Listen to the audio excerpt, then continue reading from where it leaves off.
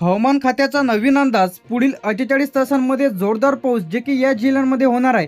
आता तुमच्या जिल्ह्यांमध्ये पाऊस होणार की नाही हे पाहण्यासाठी व्हिडिओला तुम्ही शेवटपर्यंत बघा। आजची नवीन अपडेट जे की आजची सर्वात मोठी अपडेट म्हणजे पुढील 48 तासांमध्ये महाराष्ट्रातील अनेक जिल्ह्यांमध्ये पावसाची शक्यता आहे।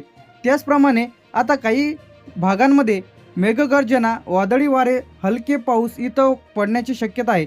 आता कोणत्या जिल्ह्यांमध्ये पावसाची इथं शक्यता आहे यामध्ये नागपूर, अमरावती, वर्धा, भंडारा, चंद्रपूर, यवतमाळ तसेच विदर्भातील अनेक जिल्ह्यांमध्ये जे की इथं पाऊस जोरदार इथं होण्याची शक्यता, दाट शक्यता इथं देण्यात आलेली आहे। याचप्रमाणे आपलं मराठवाडा, उत्तर महाराष्ट्र यामध्ये छत्रपती संभाजीनगर, जालना, बीड, नांदेड, परभणी, जळगाव, धुळे, नाशिक या भागांमध्ये ढगाळ वातावरण राहून वादळी वाऱ्यासह इथं पावसाची शक्यता आहे।